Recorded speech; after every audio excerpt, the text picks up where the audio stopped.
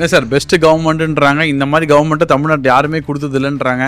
இந்த பெஸ்ட் கவர்மெண்ட்னு சொல்றது யார்? இது வந்து இவங்களுக்கு வந்து சர்டிஃபை பண்ணது யாரு? பொதுமக்கள் 2024 எலெக்ஷன்ல 40 கொடுத்தாங்களே சார். பாஜகவை பற்றி ஒரு தவறான சித்தரிப்பு, தவறான ஒரு இது திமுக தான் கொடுத்துருக்கு. ஓப்பனா சொல்றேன் சார், சீமானும் எடப்பாடியை மதிக்கல இந்த சென்ஸ் நான் கூட்டணிக்கு சொல்றேன்.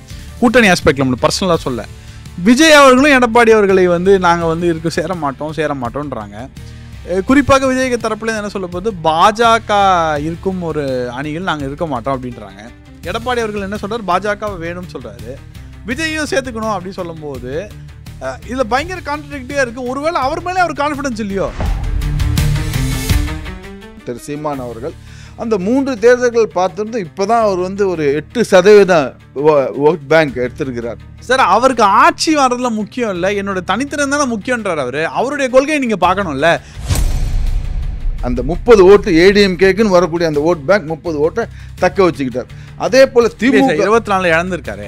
24 வந்து அந்த பல ஓட்டுகள் பாஜக போச்சே, பாஜக லீடர்ஷிப் நம்பி போச்சே. 24 ஏடிஎம்கே ஓட் ஷேர் இன்க்ரீஸ் ஆயிருக்குங்க. தவறா சொல்றீங்க நீங்க. ஒரு விஷயத்தை மறந்துட்டீங்க, என்டிஏவோட ஓட் பேங்க் 18% ஆயிருக்கு. அதுல திமுக காரங்களே இப்ப என்ன பண்றாங்க, அவங்களுக்குள்ளார நிறைய கோஷ்டி, சின்னவரை உதயநிதியா இல்ல இன்பநிதியா இல்ல கனிமொழியா கோஷ்டி இருந்தாலும் சார், நீங்க ஒண்ணு மட்டும் தெரிஞ்சுக்கோங்க சார், எவ்வளவு கோஷ்டி இருந்தாலும் எலெக்ஷன் ஜெயிக்கிறாங்க சார். இந்த எலெக்ஷன்ல பாருங்க, இந்த ஆட்சியை அகற்ற வேண்டும் அப்படி ஒரு அதிருப்தி, அப்படி ஒரு ஆன்டி இன்கம்பன்சி. இவங்க சொல்றாங்க கூட்டணி பலம். அந்த கூட்டணி இருக்கவங்களே அதிருப்தி தெரிவிச்சிருக்காங்க. உதாரணத்துக்கு சிபிஐ கட்சியை சேர்ந்த தோழர் சண்முகம் அவர்களே அதிருப்தி தெரிவிச்சிருக்கிறாங்க. சார் இதில் வந்து திமுக ஊழலையும் பிரிக்கவே முடியாது இந்த இடத்துல. இப்போ லேட்டஸ்ட்டாக வந்து சென்னை ரோட்ஸில் வந்து ஒரு ஊழல் இருக்குது அப்படின்னு சொல்கிறாங்க. கிட்டத்தட்ட 2000 கோடி கிட்ட அதில் ஒரு அமௌண்ட் வந்து கோட் பண்ணிட்டு இருக்காங்க. வந்து கிட்டத்தட்ட உங்களுக்கு 1 வருஷம் தான் இருக்குது, இப்போவுமே அது வந்து ஊழல் தலைவிரித்து ஆடுது அப்படின்னா என்ன அர்த்தம் சார்? ரோட்ஸில் மாத்திரம் ஊழல் இல்லை, கக்கூஸில் கூட ஊழல் பண்ணியிருக்கிறாங்க. நீங்க பாட்டு ஒதுக்கிட்டே இருப்பீங்க, அவர் பாட்டு புத்தர் மாதிரி போயிட்டே இருப்பாரா? இது கதையா இருக்கே. தேர்தல் கமிஷன் நேற்றைக்கு ஒரு இது மனு தாக்கல் செய்திருக்காங்க. அதுல பாத்தீங்கன்னா அதிர்ச்சி அளிக்கும் தகவலாக இப்ப ஜூலை 2025 அன்னைக்கு திரு ஓபிஎஸ் அவர்கள் ஒரு மனு கொடுத்திருக்காரு தேர்தல் ஆணையத்துல, அந்த இரட்டை எலெக்ஷனை முடக்க வேண்டும் அப்படின்னு அவர் மனு கொடுத்திருக்காரு. எப்ப? ஜூலை 3. சீமான் வந்து இது வரைக்கும் ஒரு தொகுதியில கூட ஒரு இதுல கூட ஜெயிக்கல. மக்கள் விரும்பக்கூடிய முதலமைச்சர் அப்படின்ற மாதிரி டாக்லைன். அப்ப என்னன்னா கிளியர் கட்டா அவர் தனியா நிக்க போறான்னு தெரிஞ்சு போச்சு. என்னோட பாயிண்ட் என்னன்னா, அவர் வர மாட்டேன், அவர் எதுக்கு கூப்பிடுறீங்க, அவ்வளவுதான், முடிஞ்சு போச்சு. நீங்க திரும்ப அவர் பின்னாடி நிக்கிறீங்க, அவ்வளவுதான். 2026 தேர்தல், அந்த தேர்தல் முடிவு அன்னைக்கு என்ன எதிர்பார்க்கலாம்?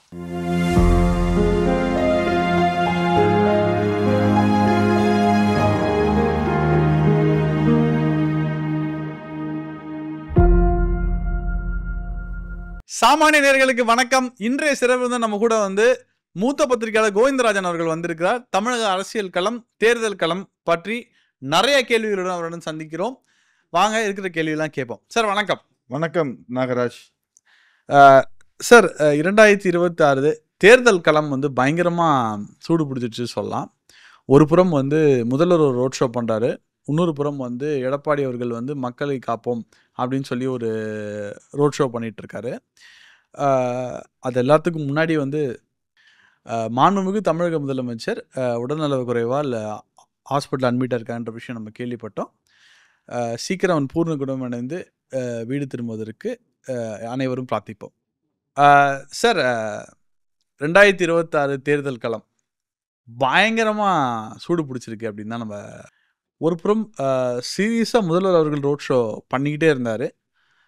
இன்னொரு புறம் வந்து எடப்பாடி அவர்கள் வந்து நான் வந்து தமிழகம் முழுக்க சுற்றுப்பயணம் பண்ண போகிறேன் சொல்லிகிட்டே இருந்து இந்த மாதம் சுற்றுப்பயணத்தை ஆரம்பித்த சுற்றுப்பயணம் வந்து ரொம்ப சிறப்பாக தான் போயிருக்கு. போகிற இடத்துலலாம் வந்து ரொம்ப ஆர்கானிக்காகவே நிறைய பேர் வந்து அந்த பிரச்சாரத்துக்கு பார்க்குறாங்க. இன்ஃபேக்ட் வந்து முதல்வரோட பிரச்சாரத்துக்கும் இதையும் கம்பேர் பண்ணும்போது முதல்வரோட இதில் வந்து ரோட் ஷோவில் வந்து கூட்டமே இல்லை, ஆளே இல்லாத இடத்துக்கு தீ ஆத்துறீங்கன்னு சொல்கிற அளவுக்கு மீம்ஸ் இருக்குது. இந்த பக்கம் வந்து மக்கள் கூட்டம் அதிகமாக இருக்குது. நமக்கு தெரியும் காசு கொடுத்த கூட்டமா இல்லை ஆர்கானிக்காக இருக்கா அப்படின்னு பார்க்கும்போது பல இடங்கள் சில விமர்சனங்கள் இருக்குது. பட் பல இடங்களில் வந்து அந்த கூட்டம் வந்து பயங்கர ஆர்கானிக்காக தான் இருக்குது.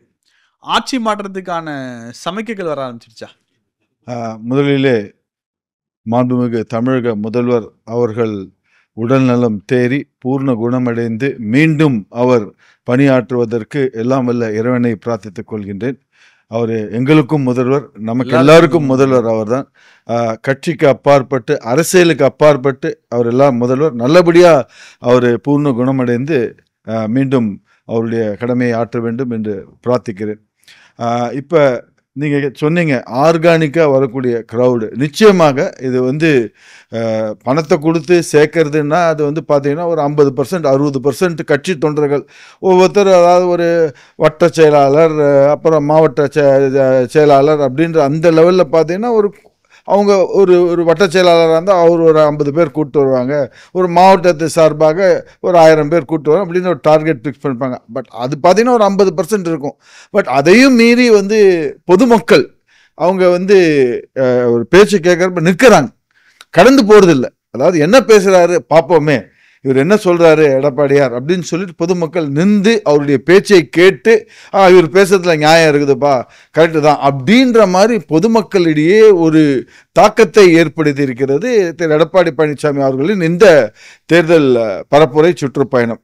ஸோ மக்களிடையே இது வந்து ஒரு எழுச்சி தான் பார்க்க வேண்டும். அவர் வந்து மக்கள் வந்து தீர்மானமாக இருக்கிறார்கள், இந்த ஆட்சி கொடுங்கோல் ஆட்சியை அகற்றிவிட்டு அதிமுக தலைமையிலே ஆட்சி அமைவதற்கு இதெல்லாம் ஒரு சான்றாகத்தான் பார்க்கிறார்கள் மக்கள். ஓகே சார், தொடர்ந்து வந்து டிஎம்கேவும் பெண்ன்றது அந்த அமைப்பு, குறிப்பாக சொல்லப்போனால் அவருடைய மாப்பிள்ளை நடத்தும் அந்த அதிமுக பாஜக கூட்டணி உடைந்தே ஆக வேண்டும் என்பதற்காக பல சூழ்ச்சிகளை பண்ணிக்கிட்டே இருக்காங்க.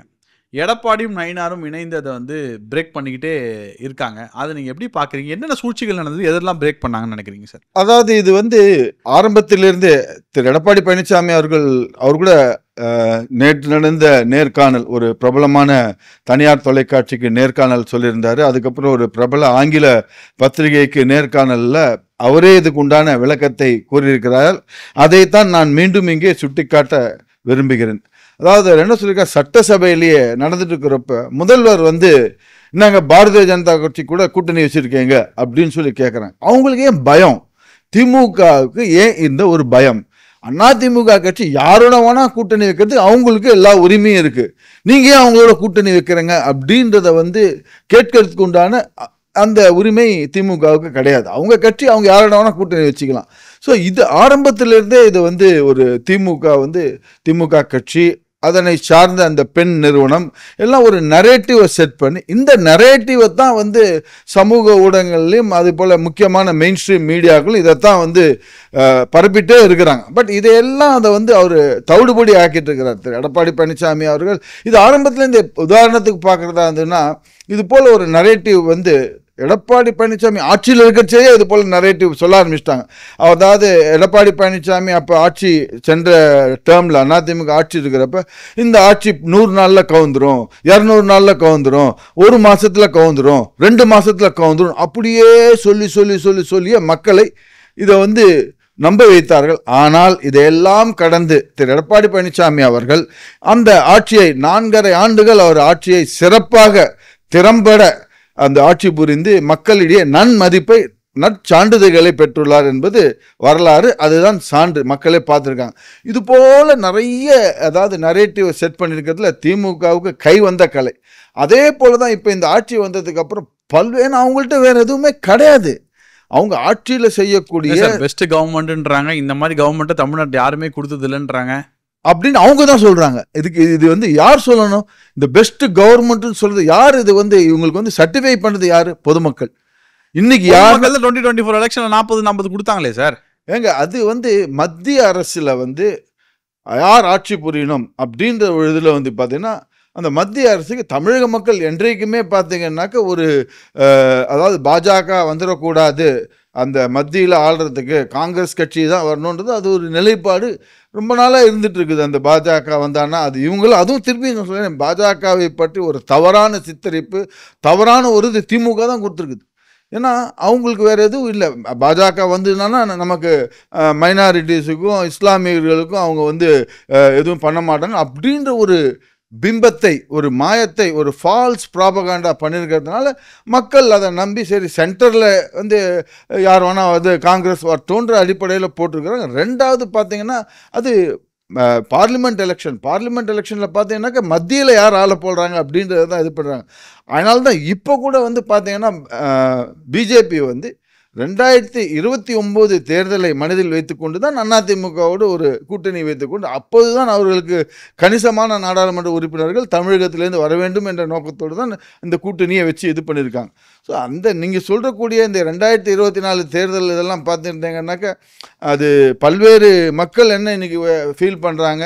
அரசியல் கட்சி தலைவர்கள், உதாரணத்துக்கு பாட்டாளி மக்கள் கட்சி தலைவர், நிறுவனர் தலைவர், மருத்துவர் ஐயா திரு ராமதாஸ் அவர்கள் என்ன சொல்லியிருக்காரு, அவங்க அதிமுகவோட கூட்டணி வச்சிருந்தாங்கன்னா நிச்சயமாக ஒரு 5-6 தொகுதிகள் நாடாளுமன்றத்தில் வெல்லக்கூடிய வாய்ப்புகள் இருந்தது, அது மிஸ் ஆகி போச்சு அப்படின்ற மாதிரி தான் ஒரு டஃப் ஃபைட் கொடுத்துருப்பாங்க அப்போவே இந்த கூட்டணி இது பண்ணுறதுனால. பட் அந்த அன்னைக்கு இருக்கக்கூடிய அரசியல் சூழல், அரசியல் களம் அது போல் வந்து இடம் கொடுக்கவில்லை. இன்றைக்கு இருக்கக்கூடிய அரசியல் சூழல், அரசியல் களம் இன்னைக்கு வந்து திமுகவை அகற்ற வேண்டும் என்று பல்வேறு கட்சிகள், அதாவது ஓரணியில் அவங்க சொல்றாங்க ஓரணியில் தமிழ்நாடு, இங்கே எதிர்கட்சி எல்லாம் சேர்ந்து ஒன்றாக, அதாவது ஒருமித்த கருத்துடன் இருக்கக்கூடிய கட்சிகள் திமுக அகற்ற வேண்டும் என்ற சீமானும் மதிக்கல.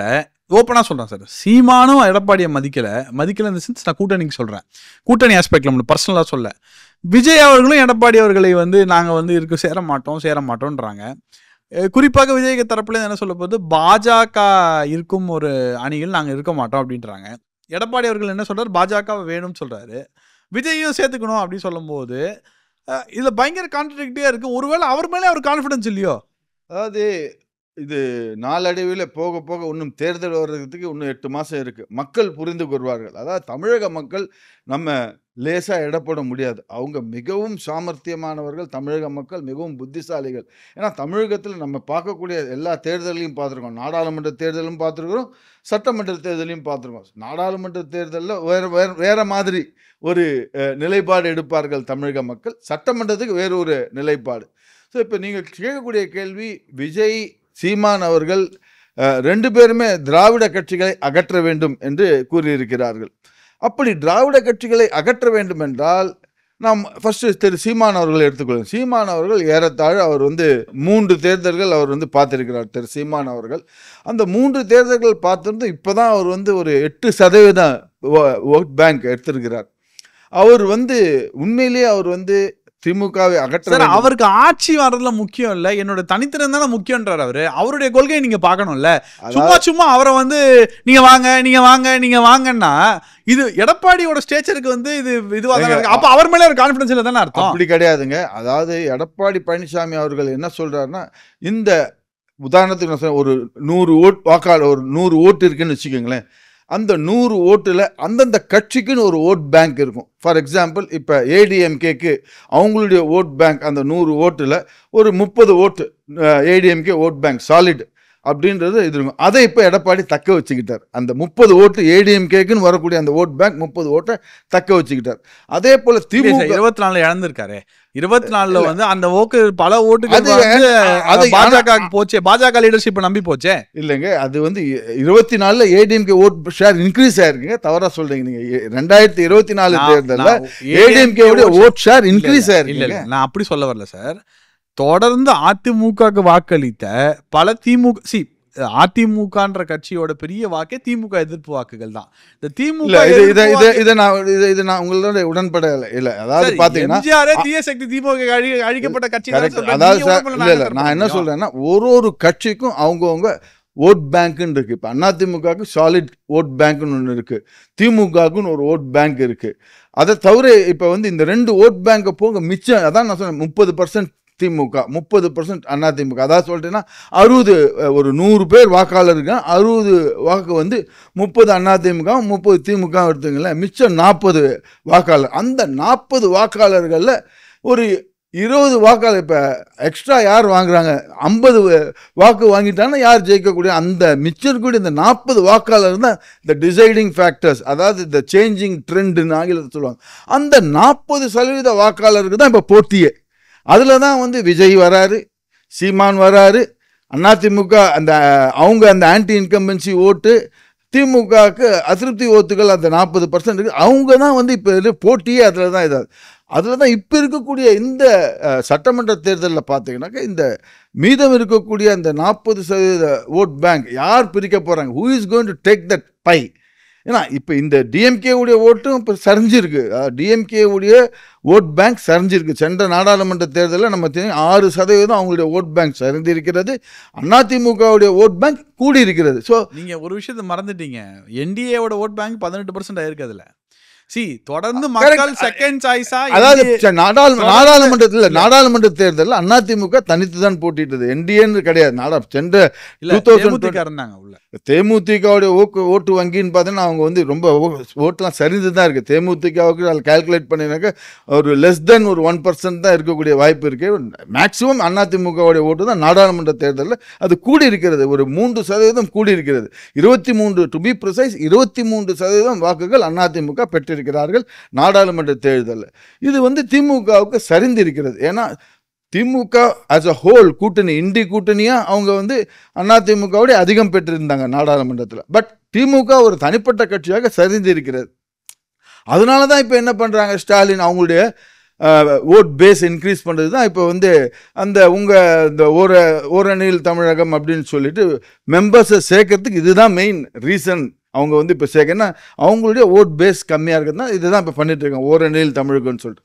ஸோ இப்போ எடப்பாடி பழனிசாமி முதல்ல நீங்கள் கேட்ட கேள்விக்கு வரேன், அவர் வந்து அந்த ஏடிஎம்கே ஓட் பேங்கை நல்லா தக்க வச்சுக்கிட்டார். அதுதான் வரக்கூடிய அந்த கூட்டத்தில் பார்த்தீங்கன்னா அதிமுக தொண்டர்கள் உற்சாகம் அடைந்து, தொண்டர்கள் ஒரு எழுச்சி. அதாவது அது ஒரு லீடர் என்ன பண்ணுவார், you should lead from the front. அதுதான் எடப்பாடி வந்து he has taken the baton and he is leading from the front.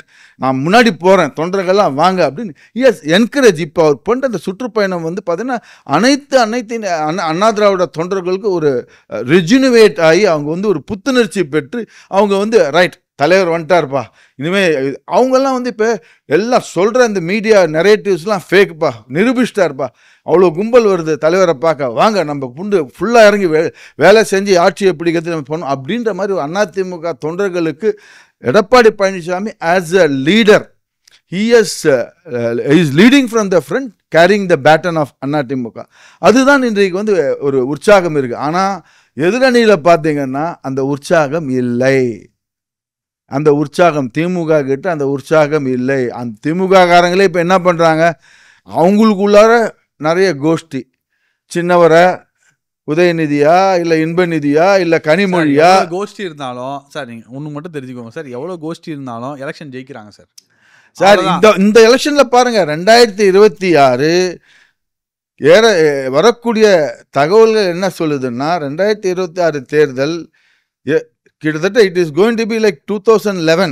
2011 எப்படி அதிமுக வந்து ஸ்வீப் பண்ணி எல்லாம் இது பண்ணியிருந்தாங்களோ, எப்படி திமுக அவங்களால எதிர்கட்சியாக கூட வர முடியாது இருந்துச்சோ, அதே நிலைமை இந்த 2026 தேர்தலில் வரக்கூடியது.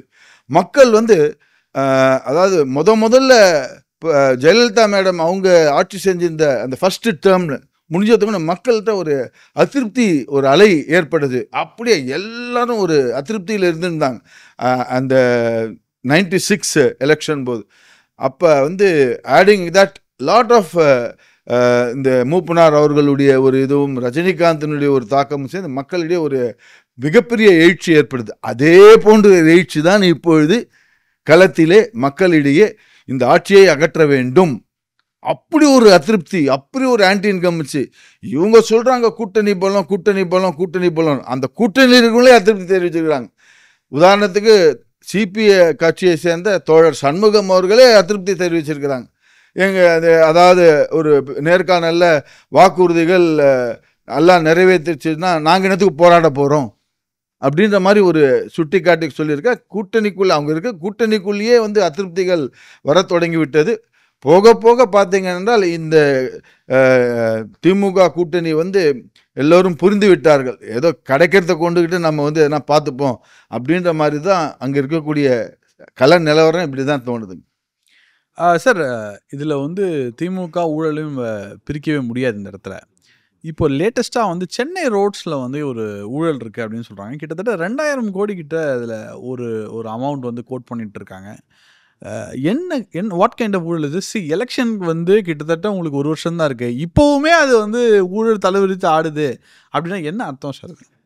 அதாவது இது நேற்றைக்குன்னு நினைக்கிறேன் ஒரு ஆங்கில நாளிதழில் இந்த சென்னை மாநகராட்சி சார்பாக வரக்கூடிய அந்த ரோட்ஸ் பராமரிப்பின்றி நிறைய இடத்துல வந்து அதுக்குண்டான நிதி ஒதுக்கப்பட்டு ஆனால் அந்த நிதியை சரியாக பயன்படுத்தவில்லை அப்படின்ற மாதிரி நேற்றைக்கு ஒரு பிரபல ஆங்கில இதழ்களில் இதை பற்றி ஒரு மிகப்பெரிய செய்தி வந்திருந்துச்சு.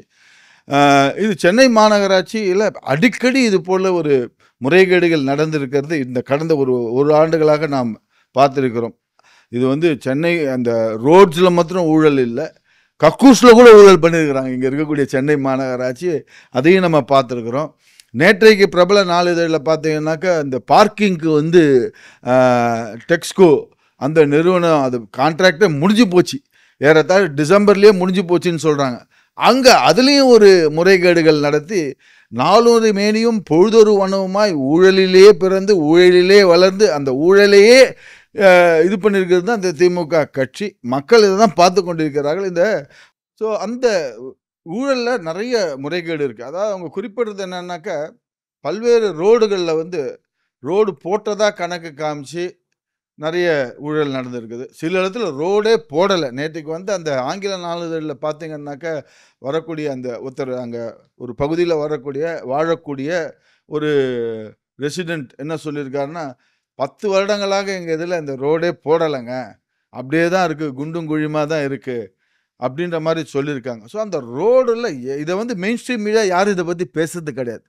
அவங்களுக்கு தேவை இதுதான் அவங்க நிறுவனம் கொடுக்குற நரேட்டிவ். இன்றைக்கி என்ன நரேட்டிவ் தலைப்பு, ஸோ இந்த தலைப்பை வச்சு இது பண்ணுவோம் அப்படின்ற மாதிரி. அதாவது எப்படி பாஜகவும் அதிமுகவும் நம்ம வந்து கூட்டணி வச்சு எப்படி இது பண்ணுவோம், அன்வர் ராஜா திமுகவுக்கு போயிட்டார், அதை வச்சு நம்ம எப்படி மெயின் ஸ்ட்ரீம் மீடியாவில் நம்ம வந்து இது பண்ணுவோம் அப்படின்ற இதை வந்து மக்களை ஒரு திசை திருப்பறதுக்கு தான் அனைத்து ஊடகங்களும். நீங்கள் பார்த்துருப்பீங்க டிபேட்லலாம் பார்த்தீங்கன்னாக்க மக்கள் சந்திக்கின்ற பிரச்சனையே இந்த மெயின் ஸ்ட்ரீம் ஊடகங்கள் எடுத்து அதை தான் விவாதம் பண்ணோம். அதை விட்டுட்டு ஒன்றுமே இருக்கிறதாத இந்த பெண் நிறுவனம் கொடுக்குற அந்த நரேட்டிவ் எடுத்து பண்ணிட்டு இருந்தானாக்கா மக்கள் தெரிஞ்சுக்கிட்டாங்க. இப்போ இந்த பார்க்கக்கூடிய இந்த ஊடகங்கள் எல்லாம் பார்த்தா ஐயா இது எல்லாம் செட்டப் பண்ணி பண்ணுறாங்கன்னு மக்கள் புரிஞ்சுக்கிட்டாங்க.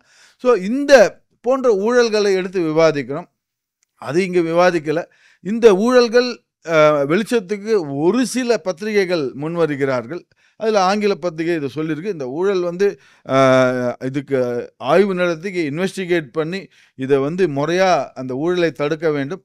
பார்ப்போம் இருக்கக்கூடிய இந்த 8 மாதங்களில் எப்படிலாம் பண்ண போகிறாங்களோன்றது தெரியல. ஆனால் சென்னை மாநகராட்சியில் பல்வேறு சாலைகள் போட போகிறதா டெண்டர் கான்ட்ராக்ட் போட்டுருங்க. ஏன்னா இப்போ எல்லா மாநகராட்சியிலும் பார்த்தீங்கன்னா கான்ட்ராக்ட் இப்போ வந்து போடக்கூடிய ஒரு இது. ஏன்னா இருக்கக்கூடிய சொத்து வரியில் ஒரு பெரிய ஊழல் இருக்கு. அது மதுரையில் ஆமாம், அது பார்த்தீங்கன்னா அந்த சொத்து வரி 200 கோடி ரூபாய் ஊழல் அந்த மண்டல தலைவர்கள் பண்ணியிருக்காங்க. அது நிரூபணமாகி இருக்கிறது.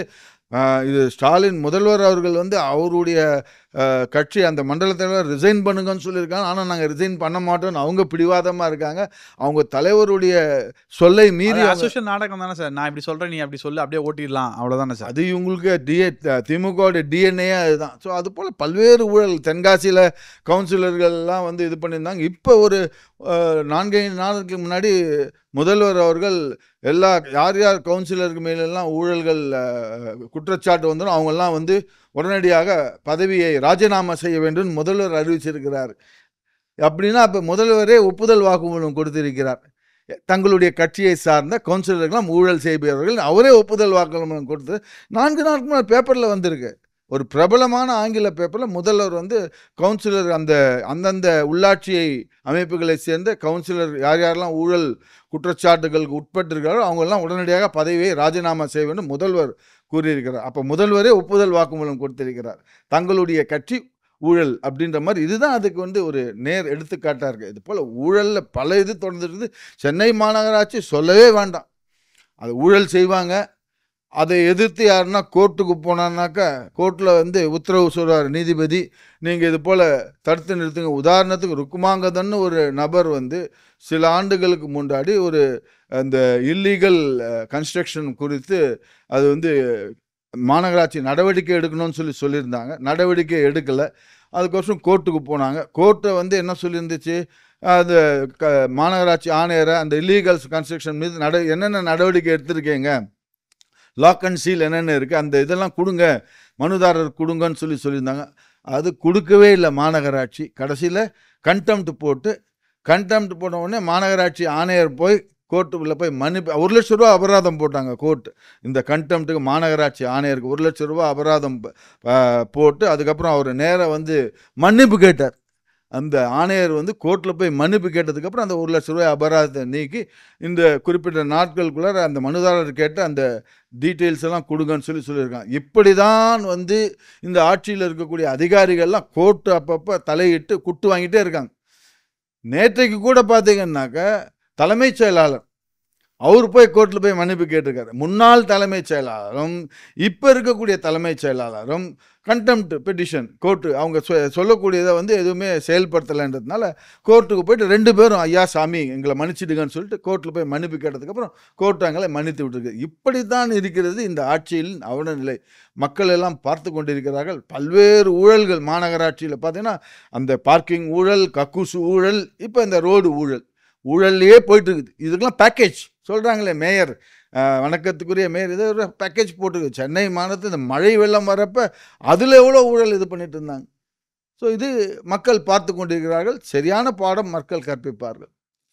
சார் இதில் ஒரு வாக்கு இப்போ நீங்கள் வந்து டிடிவியும் சீமானையும் சேர்க்கணும்னு சொல்லும்போது இதில் இன்னொரு கொஸ்டின் வந்து ஓபிஎஸ்சி டிடிவி இப்படி அகாமடேட் பண்ண போகிறாங்கன்ற ஒரு கொஸ்டினும் இதில் வருது. டிவிகேக்கும் சீமானுக்கும் ஒரு இம்பார்ட்டன்ஸ் இருக்கும்போது ஓபிஎஸ் அவர்களுக்கும் டிடிவிக்கும் ஒரு இம்பார்ட்டன்ஸ் இருக்க மாதிரி தானே இருக்குது.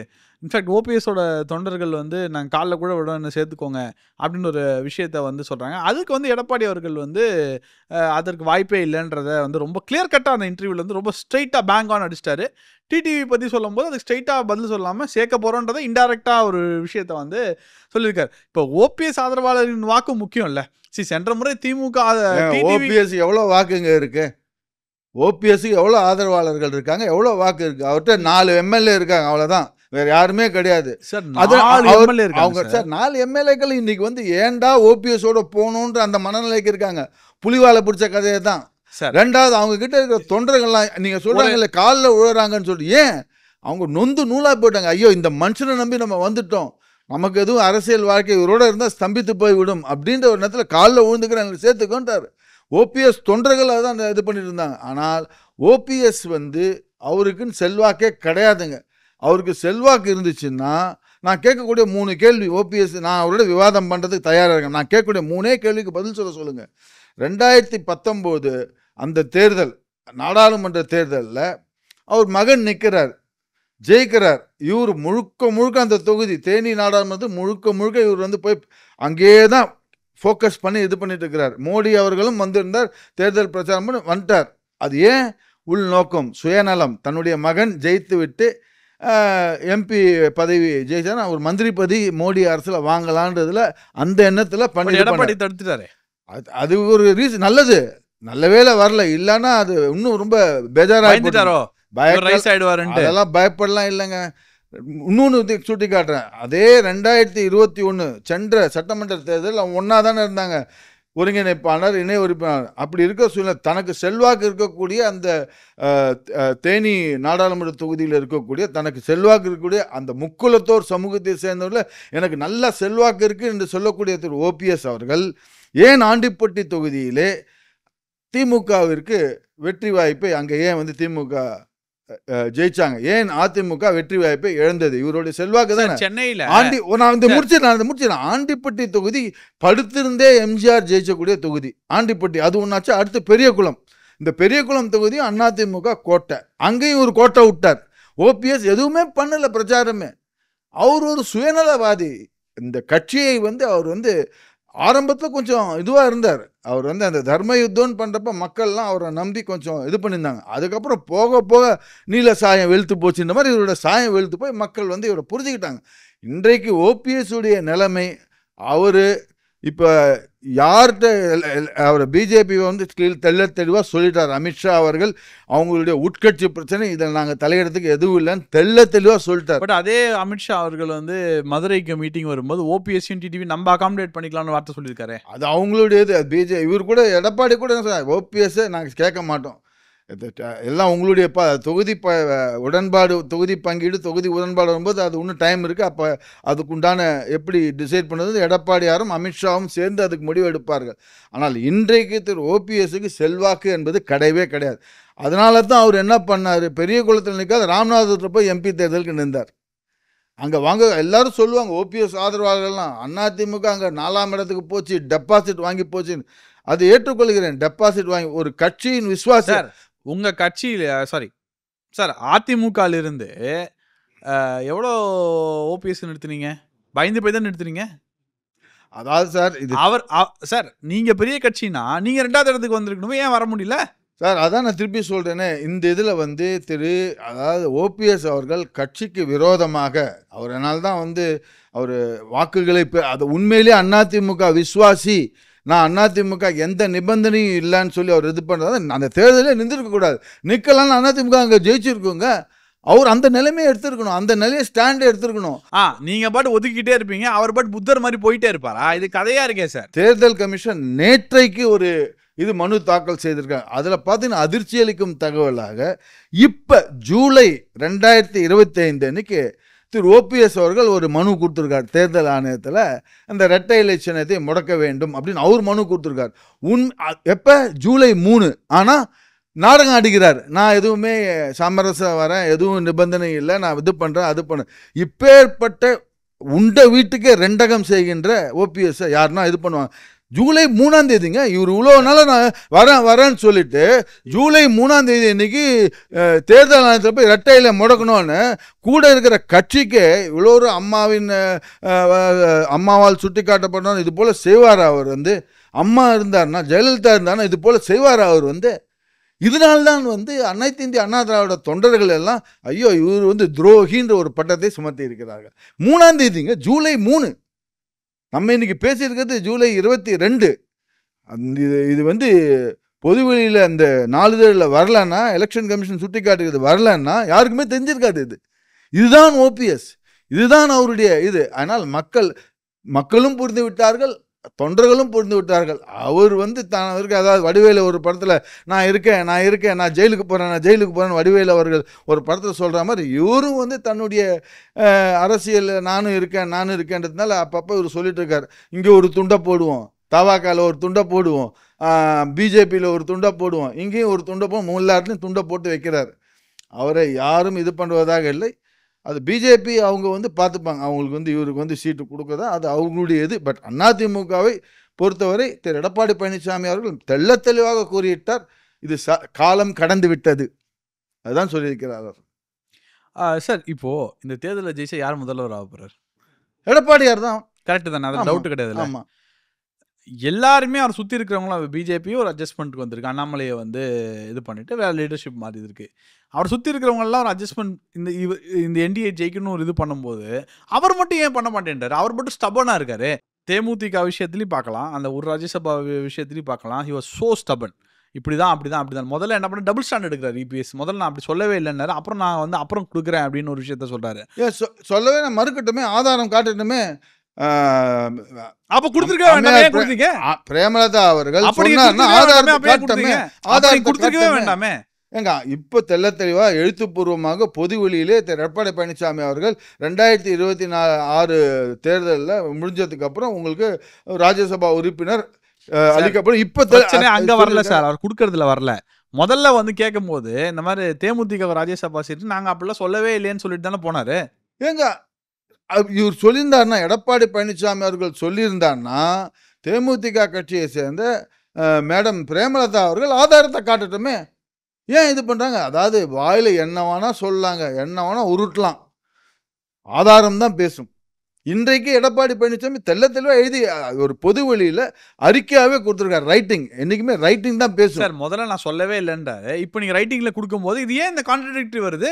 ஏங்க இது அதாவது திருப்பி நான் மீண்டும் சொல்ல வரேன், சொல்லலைன்றது வந்து அதாவது எதுவுமே வாய்மொழி எதுவுமே இந்த அரசியலில் பொறுத்த வரைக்குமே. ஏன் அப்போ வந்து ஒரு கூட்டணி ஏன் ஒப்பந்தம் போடுறாங்க? பொது வழியில் எதனா இது பண்ணியிருந்தாங்களா? இதை குறித்து எதுவுமே இது பண்ணி இவங்களா ஒரு இது அதாவது இந்த மீடியாக்கள்லாம் சேர்ந்து ஒரு இது சொல்லியிருக்காங்க, ஒரு ஹேஷியத்துக்கு இடம் கொடுத்து இது போல் ராஜ்யசபான்னு கலப்பி விட்டு இது பண்ணாங்க. பிரேமலதா மேடம் வந்து ஆதாரம் காட்டட்டும், இது போல் எழுத்தில் கொடுத்துருக்காங்க, ஒப்பந்தம் ஏற்பட்டது 2024 சட்டமன்ற தேர்தலில் ஒப்பந்தம் போடுறப்ப எங்களுக்கு ராஜ்யசபா சீட்டு ஒதுக்கியதாக ஒப்பந்தம் அப்படின்னு எங்கன்னா போட்டிருக்காங்களா? காட்ட சொல்லு. இது எல்லாமே ஒரு ஹேஷியம் தான். சார் இப்போது தேமுதிக எடுத்துக்கலாம். பாமகவில் உங்களுக்கு தெரியும் ஒரு பெரிய குழப்பம் வந்து பாமக இருக்குது. ராமதாஸ் அவர்களுக்கும் ஜூனியர் டாக்டர் அவர்களுக்குமே ஒரு பெரிய குழப்பம் இருக்குது, தெளிவில்லை. ஸோ தேமுதிகவும் இன்னைக்கு தேதியில் ஷூரிட்டியாக கூட்டணியில் இல்லை. ஏன்னா அவங்க என்ன சொல்கிறாங்க, ஜனவரி தான் நிலைப்பாடு வருவேன்னு சொல்லிட்டாங்க. பாமக கட்சி 2ஆக நிற்க போதா 1ஆக நிற்க போதா இன்றைக்கி வெளியே தெரியல, அது ஒன்றும் சேருன்றாங்க. அப்போ நம்ம பொறுத்து தான் பார்க்க முடியும். இன்றைய நிலைமையில் அதிமுக பாஜக கூட்டணி மட்டும்தான் உறுதியாக இருக்குது. இதில் ஓபிஎஸ்ஸை சேர்த்துக்க போகிறது இல்லைன்றதை ரொம்ப கிளியராக சொல்லிட்டார். டிடிவிக்கு ஒரு சான்ஸ் இருக்குது அப்படின்றது, ரொம்ப பிளிங்க் சான்ஸ் இருக்குன்றது தெரியுது. அதுவும் ஷுவராக வந்து தெரியல. டிடிவி அவர் ஒரு தனி கட்சி ஆரம்பிச்சிருக்காருங்க. அவருக்கும் அதிமுகவும் இதில் அவர் டிடிவி அவர்களும் என்டிஏ கூட்டணியில் எடப்பாடி பழனிசாமி தலைமையை ஏற்றுக்கொள்கிறோம் அவரு சொல்லிட்டார், தெளிவாக சொல்லிட்டார். அவர் ஒரு தனி கட்சி வச்சிருக்கார். இல்லை அதான் தனி கட்சி. டிடிவி அதாவது இதில் எனக்கு வரக்கூடிய தகவல் என்னன்னா, அது பிஜேபியினுடைய மொத்த பங்கீடுகளில் தான் டிடிவிக்கும் அதுக்கு உண்டான தொகுதி அந்த இதில் தான் அடங்கும். ஒருவேளை ஓபிஎஸ் பிஜேபி கன்சிடர் பண்ணாலும் அதுவும் வந்து அந்த பிஜேபிக்கு கொடுக்கக்கூடிய அந்த தொகுதி பங்கீடில் தான் அடங்குன்ற மாதிரி தான் எனக்கு வரக்கூடிய செய்திகள். அதுதான் செவி வழி செய்தியாக நான் கேட்டறிந்தது. சரி சார், இப்போது கூட்டணியில் பார்த்தீங்கன்னா பூவை ஜெகனும் தெரியும், அவரும் வந்து போன முறை நம்மதில் எம்எல்ஏவாக இருந்தார். இந்த தடவை என்ன முடிவுன்றது தெரியல. ஸோ யாருமே எடப்பாடியால் சைன் பண்ண முடியலையே. ஏன் நான் சொல்கிறேன் அப்படின்னா, எதிர்கட்சி இந்த கூட்டணியை இவ்வளோ சீக்கிரம் ஃபார்ம் பண்ணதுக்கு காரணம், ஏப்ரல் மாதத்தில் இந்த கூட்டணியை ஃபார்ம் பண்ணதுக்கு முதல் காரணமே என்ன, ரொம்ப முக்கியமான விஷயம், திமுக கூட்டணி ரொம்ப ஸ்ட்ராங்காக இருக்குது. நம்ம கூட்டணி இன்னைக்கு ஃபார்ம் பண்ண ஆரம்பிச்சா தான் அக்டோபருக்குள்ளே அந்த கூட்டணியை முடிச்சுட்டு போக முடியும்ட்டு. பட் இந்த கூட்டணி ஃபார்ம் ஆகும்போது பாமகவில் பிரச்சனை இருக்குது, தேமுதிக கன்ஃபார்ம் பண்ண மாட்டேன்றாங்க. அப்படின்ற போது வெறும் அதிமுக பாஜக மட்டும்தான் இருக்குது. எடப்பாடி அவர்கள் என்ன நீ வேணவே வேண்டாம், என் கூட்டணியே வேண்டான்னு சொல்ல 2 கட்சிக்கிட்ட நீங்கள் வந்துருங்க வந்துருங்க வந்துருங்க வந்துருங்கன்னு அவர் கேட்டுட்டு இருக்காரு. சரி, அவருக்கு ஒரு எழுச்சி இருக்குன்னு நீங்கள் சொல்கிறீங்க, எல்லாமே இருக்குன்னு நீங்கள் சொல்கிறீங்க. அதிமுகவோட ஜெயலலிதா அம்மா இருந்தபோது அதிமுகவோட தைரியம் தான், ரைட். இப்போ வந்து நீங்கள் வாங்க நீங்கள் வாங்க நீங்கள் வாங்கன்னு சொன்னால் ஏன் இந்த கூட்டணியை ஃபார்ம் பண்ணுறது இவ்வளோ குழப்பம் இருக்குது? ஏன் வராதவங்களை போய் ஏன் கூப்பிட்டு இருக்கோம்? அதாவது அதுக்கும் நேற்றுக்கு நடந்த அந்த நேர்காணலில் தெளிவாக சொல்லியிருக்கார் திரு எடப்பாடி பழனிசாமி அவர்கள். அதாவது அவர் திருப்பி மீண்டும் என்ன சொல்கிறார், திமுகவை அகற்ற வேண்டும் என்றால் ஒருமித்த கருத்து. இப்போ நாம் தமிழரும் திமுகவை அகற்றணுன்றாங்க, விஜயும் திமுகவை அகற்றணுன்றாங்க. அதுபோல் பல்வேறு கட்சிகள், சின்ன சின்ன கட்சிகள், தேமுதிகவாக இருக்கட்டும் இல்லை எல்லாம் வந்து திமுகவை அகற்ற வேண்டும், எல்லாம் ஒருமித்த கருத்துக்கள் இருக்கு. எல்லாம் ஒன்றா சேர்ப்போம், ஒரே நம்ம கோல் என்ன, திமுகவை அகற்ற வேண்டும். அந்த கோலை அக்கம்ப்ளிஷ் பண்ணுறதுக்கு இவங்கெல்லாம் வரணும். நாங்கள் ஆல்ரெடி பிஜேபியும் அதிமுகவும் வி ஆர் ரெடி. வந்தேன்னா இன்னும் கொஞ்சம் ஸ்ட்ராங்காக பார்ப்போம். வரலைன்னாலும் பரவாயில்ல. 2016 என்ன ஆச்சு, மிகப்பெரிய கூட்டணி, மாபெரும் ரெயின்போ அலையன்ஸ் வச்சுருந்தாங்க. இப்போ ரைட் 2016ன்னு நினைக்கிறேன். So rainbow alliance. So Jayalalithaa அலையன்ஸே கிடையாது. பட் ஜெயலலிதா ஒரு பெரிய ஃபேக்டர் இருந்தது. ஏங்க அவங்கள்ட்ட அந்த ஃபேக்டரி இப்போ அதுக்கு ஈடு கொடுக்கும் வகையில் இப்போ அதிமுக தொண்டர்கள்லாம் அதுதான் வந்து எடப்பாடியார் வந்து அந்த இது இப்போ as a leader he has led from the front, he has doing that walk the talk. நான் முன்னாடி போகிறேன், நீங்கள் வாங்க, உங்களுக்கெல்லாம் உற்சாகம் ஊட்டுறேன், வாங்க பாருங்கள், மக்கள் நம்மளோட இருக்கார் பாருங்கள், சீயிங் இஸ் பிலீவிங் அப்படின்ற மாதிரி எடப்பாடியார் முன்னாடி போயிட்டுருக்கார். மக்களும் அவரை தொடர்றாங்க, தொண்டர்களுக்கு இப்போ ஒரு உற்சாகம் வந்திருக்கு. அப்போ இழந்த அந்த இதை மீண்டும் இதுவாக இருக்காங்க. அப்படி எப்படி நான் களத்தில் நேரில் போய் பார்த்து இது பண்ண பார்க்குறப்ப மக்களிடையே 2-3 பேர்கிட்ட கேட்டேன், எப்படிங்க இதை இப்போ தான் வந்து அதிமுக அம்மா இருந்த அந்த இதுக்கு வந்திருக்குது, எடப்பாடி நிச்சயம் வந்துடுவார் அப்படின்ற மாதிரி பொதுமக்கள் ஒரு டீ கடையில் பேசிட்டு இருக்கிறப்ப இதெல்லாம் பொதுமக்கள் கூறிய ஒரு சில கருத்துக்களை அதை இங்கே உங்களுக்கு நான் வந்து சுட்டிக்காட்ட விரும்புகிறேன். ஸோ அந்த நிலைமைக்கு வந்திருக்கு. அதனால இவங்களோடு எடப்பாடியார் ஒரு இது வச்சிருக்கார். he has given the invitation. It is up to the party to decide. அவர் வந்து நீங்க கழுத்தை பிடிச்சின்னு வான்னு யாரையும் சொல்லல. வந்தால் மகிழ்ச்சி. சரி, யாரு வர்றேன்னா அப்படியே பிஜேபி இருக்கக்கூடிய இந்த இதில் வந்து சந்திக்க போகுது. No problem. மக்கள் இவரோட இருக்காங்க. அதுதான் இந்த சுற்றுப்பயணத்தினுடைய ஒரு இதுவா இருக்கு. மக்கள் இவரோட இருக்கான்னு சொன்னா நான் திரும்ப அதே கொஸ்டின் நான் தான். திருப்பி சொல்~ அவர் வேண்டான்னு சொன்ன ஒரு கூட்டணி வா வா வா நீ சார், இருக்கணும். அதாவது அப்ப அவருக்கு ஒரு செல்ஃப் கான்ஃபிடன்ஸ் அங்க டவுட் இருக்குல்ல? இல்ல சார், அவர் வந்து அகைன் நான் மீண்டும் சொல்றேன், அந்த உதாரணத்தை அந்த 100 வாக்காளர்கள் இருந்தாங்கன்னா 60 வாக்கு இவருடைய ஏடிஎம்கே ஓட்டு இதை கண்டிப்பா தக்க வச்சிருக்கார். அந்த மிகுத்த இருக்கக்கூடிய அந்த ஆன்டி இன்கம்பன்சி ஓட்டை பிரிக்கிறது யார்? அந்த ஆன்டி இன்கம்பன்சி ஓட்டை பிரிக்கிறது யாரு? என்டிகே. அந்த ஓட்டு அந்த ஆன்டி திமுகவின் மீது அதிருப்தி இருக்கக்கூடிய அந்த ஓட்டை பிரிக்கிறது யாருன்னா விஜய் கட்சியும் நாம் தமிழர் கட்சியும் தான் அந்த ஓட்டை பிரிக்கிறது. மேஜர் இவங்க 2 ஃபேஸ்பேக். அப்படி உங்களுடைய ஓட்டு வீணாகக்கூடாது, மக்கள் வந்து அதை போடக்கூடிய அந்த ஓட்டை பிரிக்கிறது வீணாகக்கூடாதுன்றதுக்கோசரம் ஒரு நல்ல எண்ணத்தில் சொல்லி, ஆனால் மக்கள் புரிந்து கொள்வார்கள். எடப்பாடியார் மீது நம்பிக்கை வைத்து சரி என்டிகேக்கு நம்ம போடுற ஓட்டு வேஸ்ட்டு, விஜய்க்கு போடுற வேஸ்ட்டு, அவர் என்னதான் இது போல் சொல்லி இது பண்ணியிருந்தாலும் இவர் வந்து திமுகவுக்கு சாதகமாக தான் செயல்படுறார். இவரால் போடக்கூடிய ஓட்டு திரு விஜய் அவர்களுக்கு போடக்கூடிய ஓட்டும் நாம் தமிழர் கட்சிக்கு போடக்கூடிய ஓட்டும் திமுகவுக்கு சாதகமாக அமையும் என்பதை மக்கள் புரிந்து விட்டார்கள். ஆனால் இந்த ஊடகம் தான் புரிஞ்சுக்கல. எடப்பாடியார் புரிஞ்சுக்கிட்டார் அதை. இந்த ஓட்டு அவர் என்ன சொல்றார், மக்களிடையே நற்பெயர் நீங்கள் எடுத்துக்க வேண்டும். இது விஜய்க்கு முதல் இது. விஜய் யாரும் இன்னும் ஆசிட் டெஸ்ட் பண்ணல, எல்லாமே ஒரு ஹேஷியமாக தான் இருக்குது. அவருக்கு இவ்வளோ சதவீதம் ஓட்டு அவ்வளோ, ஆனால் எனக்கு அதில் நம்பிக்கையே கிடையாது. எனக்கு தெரிஞ்சு விஜய்க்கு வரக்கூடிய வாக்கு சதவீதம் பார்த்தீங்கன்னாக்கா ஏறத்தாழ நோட் பண்ணி வச்சுங்க, it will be somewhere between 6 to 8% வாங்கினா ஜாஸ்தி. அவர் ஜெயிக்கிறதுக்கு வாய்ப்பு இருக்குது. ஆனால் அவருடைய கேண்டிடேட்ஸுக்கு வந்து மிகப்பெரிய கேள்விக்குறி தான். ஸோ இது போல் அந்த வாக்குகள் என்னத்துக்கு வேஸ்ட் ஆகணும்? மக்கள் அதை புரிஞ்சு, இதுதான் அதிமுக அடுத்து வந்து அந்த ஸ்ட்ராட்டஜி அவங்க இதை கொண்டு போய் சேர்க்கணும். அவங்க இருக்கக்கூடிய பூத் கமிட்டி மெம்பர்ஸ்கிட்டையும் மக்களிடையே கொண்டு போய் திமுக அதிருப்தி வாக்கை நீங்கள் ஏன் வேஸ்ட் பண்ணுறீங்க, நீங்கள் ஏன் அது விஜய்க்கும் போய் போடுறீங்க, நீங்கள் ஏன் நாம் தமிழருக்கு போடுறீங்க, அவங்களால நீங்கள் போட்டதாங்க அந்த நீங்கள் நாம் தமிழர் கட்சிக்கும் தவாகாவுக்கும் நீங்கள் போடுற ஓட்டுகளால் அவங்க ஆட்சிக்கு வந்துட முடியுமா? நிச்சயமாக வர முடியாது. பட் அவங்க என்ன நினைக்கிறாங்க, சரி அந்த வாக்காளர் மனநிலை என்னவா இருக்குன்னா இந்த 2 கட்சிகள் தவிர வேற ஒருத்தர் வரணும்னு தான் நினைக்கிறாங்க. ஏங்க வர வரைக்கும் பொறுக்கணுங்க. அது தமிழகத்தின் நிலவரம் அப்படின்னா என்றைக்குமே தமிழக வரலாறு பார்த்தீங்கன்னா, அதாவது எல்லாமே ஒரு தனிப்பெரும் கட்சியாக தான் இது வரைக்கும் பண்ணிட்டு இருக்காங்க. அதாவது ஒன்றா திமுக வரும், இல்லை அதிமுக வரும், திமுக வரும், அதிமுக வரும், அந்த கூட்டணியில் யார் யார் வராலும் வரும். அந்த மாற்றத்தை ஏற்படுறதுக்கு பொறுக்கணுங்க. ஏன்னா நான் இப்பவும் மீண்டும் சொல்கிறேன், ஒரு கேப்டன் விஜயகாந்த் அவர்கள் ஒரு கூட்டணி வைத்துக்கொண்டு அனைத்து இந்திய அண்ணா திராவிட கூட்டணி வச்சதுனால்தான் அவங்களுக்கு வந்து ஒரு எதிர்கட்சின்ற ஒரு அந்தஸ்து பெற முடிஞ்சிச்சு. ஒரு 27 சட்டமன்ற உறுப்பினர் அப்போ தான் அவர் வர முடிஞ்சிது. முதல் 2 தேர்தல் அவங்களால ஒன்றுமே பண்ண முடியலைங்களே. ஸோ இது போல தான் வரணும். அவர் அப்படியே அதே இதை வந்து அவர் துரதிருஷ்டவசமாக மறைந்து விட்டார். அவர் அப்படியே அந்த இது இருந்திருந்தானா இன்னைக்கு கல நிலவரமே வேற மாதிரி இருந்தது. பட் அதிமுகவோட கூட்டணி வச்சதுனால அடுத்த தேர்தலில் அவரால் இது பண்ண முடியல. ஏங்க அவருடைய நிலைப்பாடு அப்பப்போ இது பண்ணிட்டு இருந்தாங்க. அது வந்து அப்போ இருக்கக்கூடிய அவரோட அரசியல் அவருடைய கூட்டணி வைத்ததுக்கு பிறகு அந்த தேர்தலில் அவருக்கு ஒரு நல்ல இது கிடைச்சது. அதற்கப்புறம் ஒரு டவுன்ஃபால் தானே வந்தது. அவருக்கு டவுன்ஃபால் வரதுக்கு காரணம் அவர் தான், அவருடைய கட்சி சார்ந்தவர்கள் தான். அது முழுக்க முழுக்க பொறுப்பு அவர்கள் தான். அது நான் இங்கே ஒரு மறைந்தவரை பற்றி பேசுறது நாகரிகம் அல்ல. சட்டசபை அதனாலதான் வந்து விஜய் அவர்களும் சீமானும் பயப்படுறாங்க. நமக்கு வர 8% வாக்குமே கூட்டணி வச்சா நம்மள்ட்ட போயிடும். சரி, இன்னைக்கு வந்து காங்கிரஸ்க்கும் திருமாவளவன் அவர்களுக்கும் இருக்கும் அதே பயம் தானே விஜய்க்கும் சீமானுக்கும் இருக்கும்.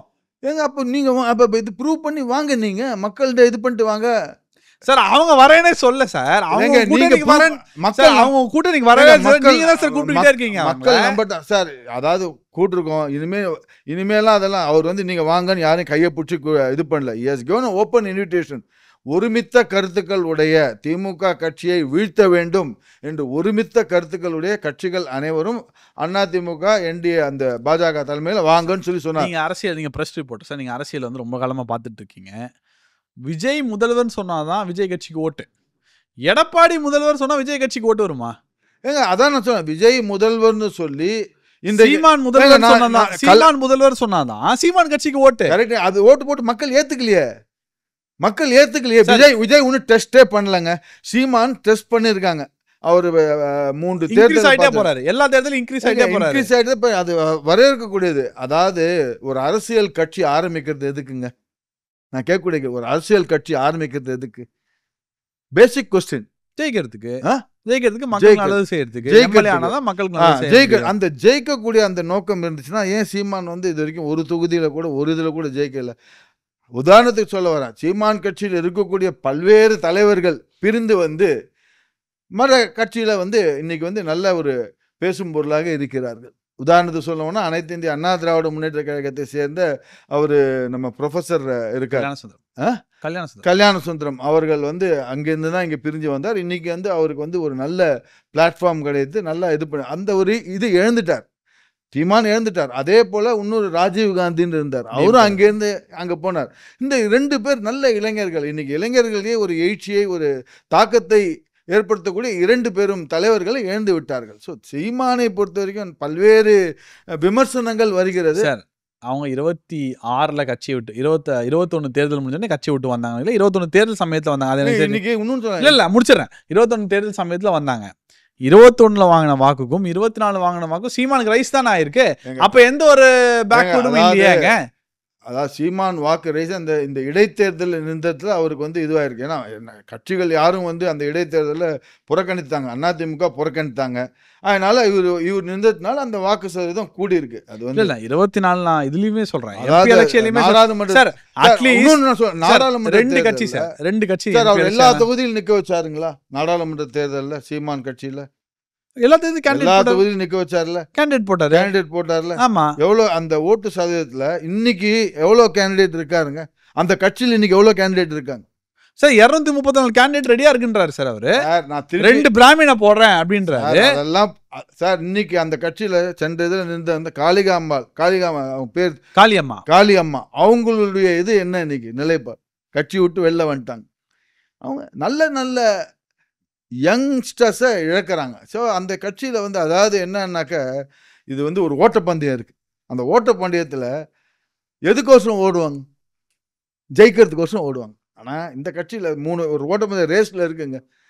நான் ஓட்டப்பந்தயத்தில் நான் என்றைக்குமே நான் 3வது நிலைமை அதே தான் வருவேன் அப்படின்றது தான் அந்த பந்தயத்தில் ஒரு இதுவே இருக்காது. மக்கள் புரிஞ்சிருக்காங்க. அதாவது நீ அவருடைய இந்த முறை வந்து ஒரு மிகப்பெரிய ஒரு திருப்பு முனையாக தான் இருக்க போகிறது. 2026 இந்த assembly election is going to be a big turning point. பல்வேறு இதெல்லாம் ஒரு ஷாக்கிங் சர்ப்ரைசஸ்லாம் வரக்கூடிய ஒரு இதுவாக தான் நான் பார்க்குறேன்.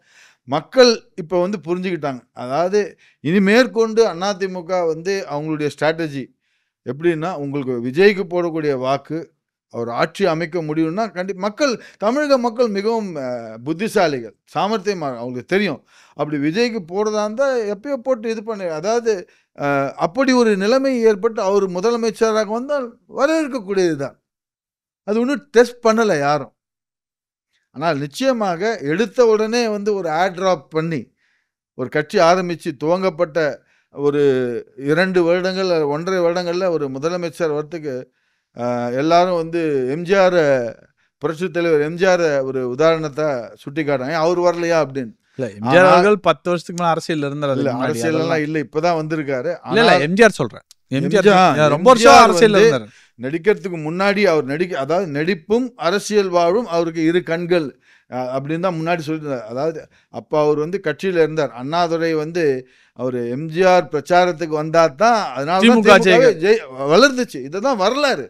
அவர் கட்சியில் இருந்தார். அவர் மேலே அபாண்டமாக கருணாநிதி பழி சுமத்தி அவர் வந்து இது பண்ணதுனால அவர் அப்போ அதிமுக என்ற தலைமையில் எம்ஜிஆர்னால தான் அவ்வளோ தொண்டர்கள்லாம் இருந்தாங்க. அவ்வளோ தொண்டர்கள் உறுப்பினர்கள்லாம் எம்ஜிஆருடைய இதனால தான் இருந்தாங்க. எம்ஜிஆர் டக்குன்னு அப்படியே பிரிச்சுட்டு வந்துட்டார், கட்சி ஆரம்பித்தார், வெற்றி பெற்றார். அது வந்து விஜய் வந்து இப்போ தான் வந்திருக்கார். அவரது இது பார்க்கணும். அவருடைய இன்னும் ஆசிட் டெஸ்ட் இதாகணும். அதுபோல் ஒரு மக்கள் தீர்ப்பு அளித்து எல்லாம் அவங்க இப்போ நேற்று கூட விஜயோட டேக்லைன் மாற்றிருக்காரு.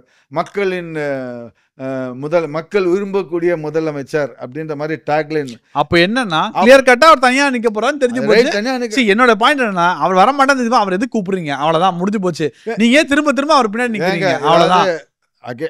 அதாவது நல்லதை பெரியவங்க என்ன சொல்லுவாங்க, டேய் வீட்டில் இருக்கக்கூடிய பெரியவங்க நல்லதை சொல்லுவாங்க. ஒரு வாட்டி சொல்லுவாங்க, 2 வாட்டி சொல்லுவாங்க, 3 வாட்டி சொல்லுவாங்க. அதுக்கப்புறம் போச்சுன்னா சரி கேடு கட்டு போ, நான் நல்லதை தான் சொல்ல முடியும், அதுக்கப்புறம் இது பண்ணு. அதனால் இனிமேல் போகக்கூடிய காலங்களில் அனைத்து இந்திய அண்ணா திராவிட இனிமேல் அவங்க வந்து அவங்களை தரம் தாழ்த்தி கொள்ளக்கூடாது.